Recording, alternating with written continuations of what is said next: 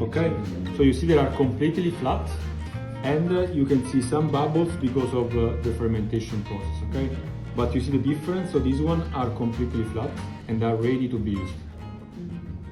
Here I was folding in the center like this. Then I flip, and then I'm going to pull here to close the bottom, and I have to be gentle because otherwise I will deflate my dough. Okay? And you have now a nice pizza done.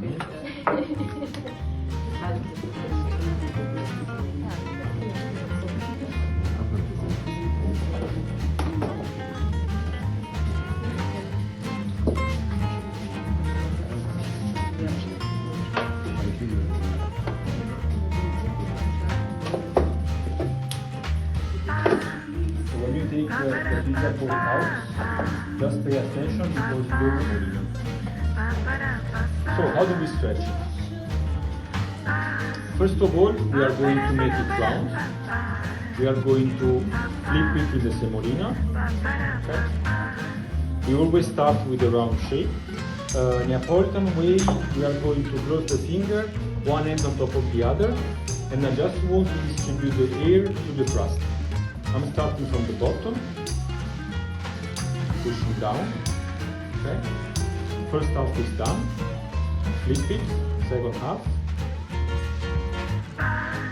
I'm going to close now on the crust here. I'm going to close the air that I was bringing to the crust. Okay.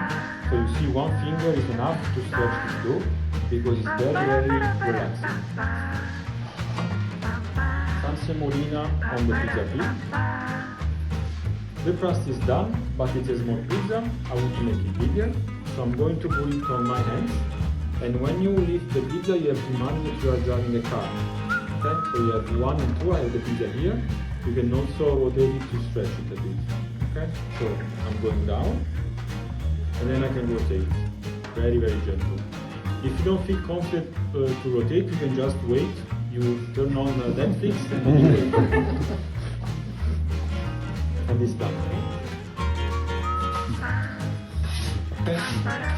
So our pizza base is here. To make a margherita, we start with tomato sauce. For traditional margherita, we start to use a passata of tomato, so it's a peeled tomato that are squeezed. And in Naples, we just put some salt. We don't cook it. We don't add oregano, olive oil. It's around 80 grams of tomato sauce. Then we go with grated Parmesan. You can also use pecorino cheese if you like strong. Okay. And then we have mozzarella fior di latte. For the fior di latte, you can buy the fresh fior di latte in the supermarket. So you have the fresh mozzarella that is sold in this transparent bag in the milk. And then you have to cut it julienne or slice, and you dry it yourself in a filter. You know, the ones used for pasta. You know, you put the sliced mozzarella, and it has to dry in the fridge for a few hours maybe. Okay.